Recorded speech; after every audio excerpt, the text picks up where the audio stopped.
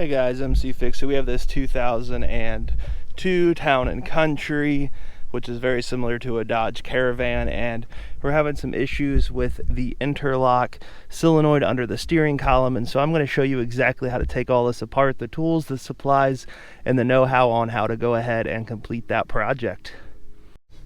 Here are the tools and the supplies that I ended up using. I ended up going to a junkyard to get the interlock. Also cut off a little extra to make sure I had, if I did have to splice anything, and I have enough cable to do so. So that gives you a lot of it. So pretty inexpensive at a junkyard, very expensive through Mopar. A metal tray that allows any of the metal parts to stick in there. Also grab the screws out. You may need those in the future. So when you're taking that out at a junkyard, a couple of Phillips, a small one, I call it a nubby, and a full-size number 2, a T20. You can also do the ratchet form, and just to speed things up, I just used a little impact with a Phillips on it as well. And so that's all the tools and the supplies that you need to complete this project. So the first thing to do is take off pretty much all the plastic stuff. You'll have 3 screws underneath here, and these things are pretty much busted on mine. Use your magnetic tray to hold everything. Oh, that one just fell out too.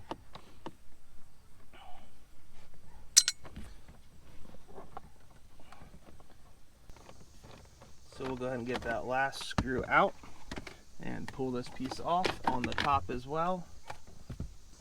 So there are a total of 3 screws, and they go inside of there, and they are sometimes a little difficult to get out. Then we will go ahead and get the next set of screws out. There's one here on the bottom. There's one on this side on the bottom.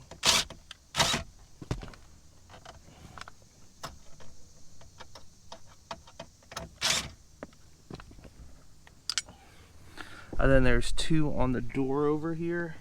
And I like to use one of these nubby screwdrivers.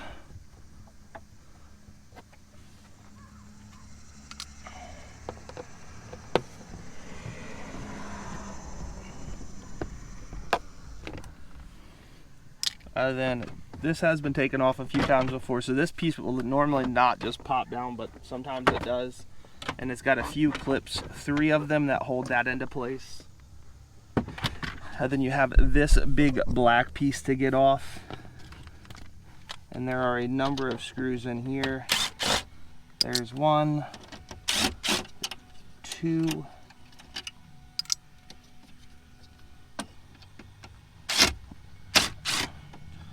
3, and then on this side there are 2 as well.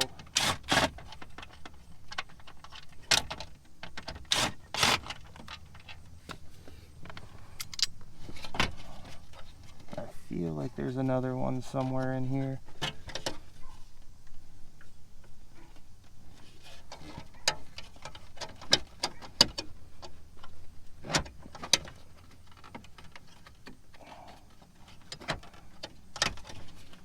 So there is one underneath here, but you actually don't even need to do it. You can reach everything over here, so I'll try to make sure it doesn't block our view. But there is one back here if you really want to get to it, then this whole thing falls down. But we don't really need that. So this is what we're after right here, this piece.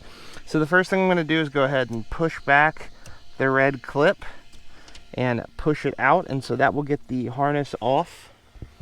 And you're going to want a T20. There are 2 screws holding this thing in. One of them is right here. I don't know why they do a T20 instead of just a Phillips, but that's what Dodge decides to do, so that's what Dodge does. They are kind of small. Throw it in your little tray there, and then there is one right here as well. And as you do this, the whole thing will start to come down.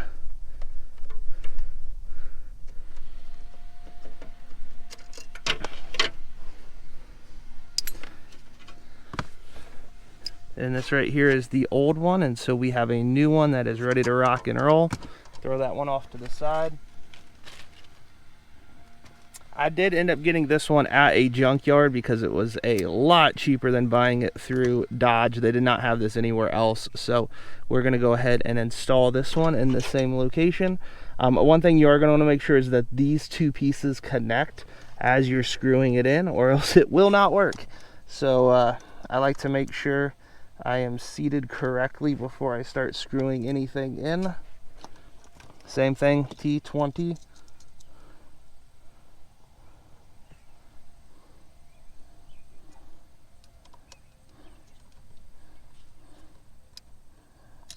Oh.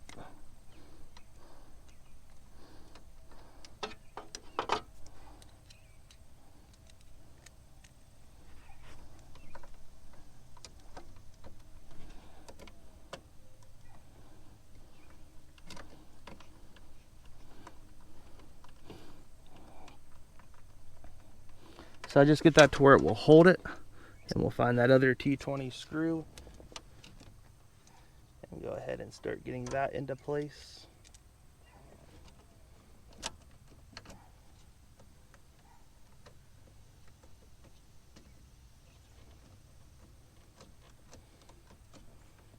And we'll go ahead and tighten this one down to hand tight. I'll then come and hit the other one up to hand tight. We'll go ahead and grab the connector and put it in. And go ahead and push that forward. One of the things I do like if you do go to a junkyard is cut off a little extra for yourself. I think they charge me like 50 cents or something to get the entire section here. In case this doesn't work, I can either cut this or find some other place to make sure I have exactly what I need. So that wiring harness was not very expensive. And it just ensures that everything's there. And I don't know why they have stuff just randomly hanging down in here. I noticed that just a second ago when I was putting that in. But clips in, two T20 screws are in place. And so we're going to start putting the thing back together.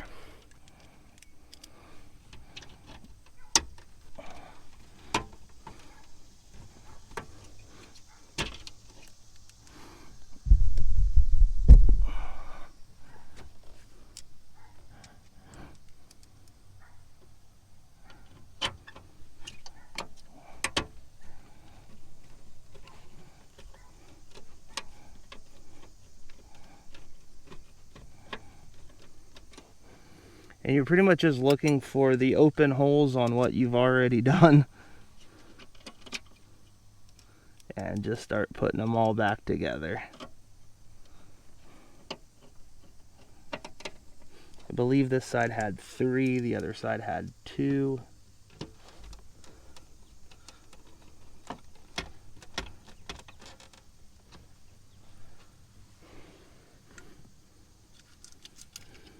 Gonna go ahead and hit up this side real quick.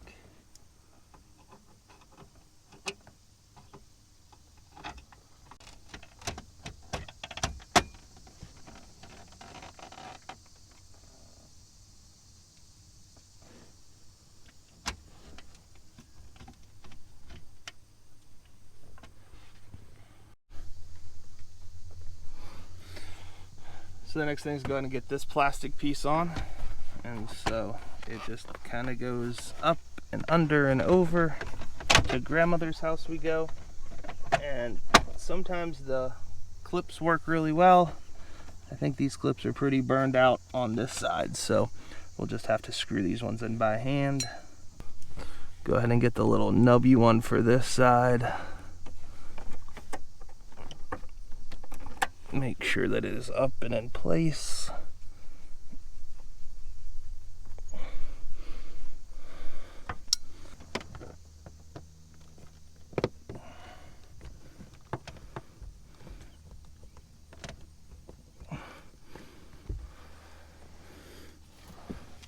And then you have 2 more on the bottom.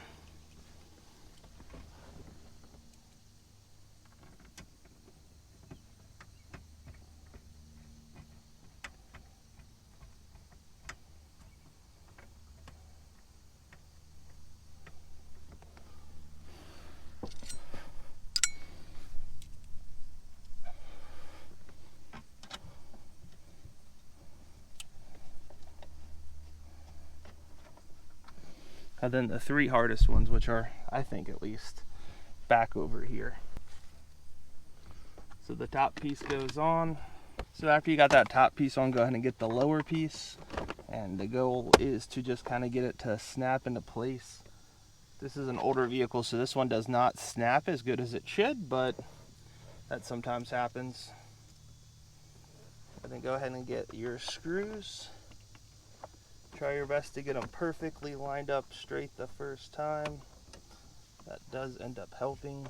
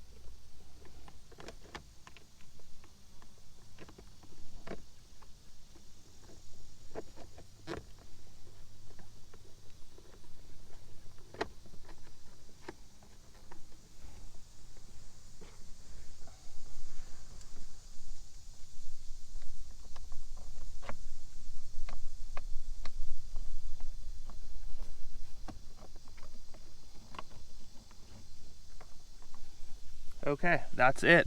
So you've gone ahead and changed that out. Now we're just gonna test it. Make sure you can get out of park. And yeah, you can feel it. It's working exactly how it should. I hope this was helpful. Please like, comment, subscribe. Let me know if you have any thoughts about this as well. Thank you guys so much for watching. I hope it was super helpful.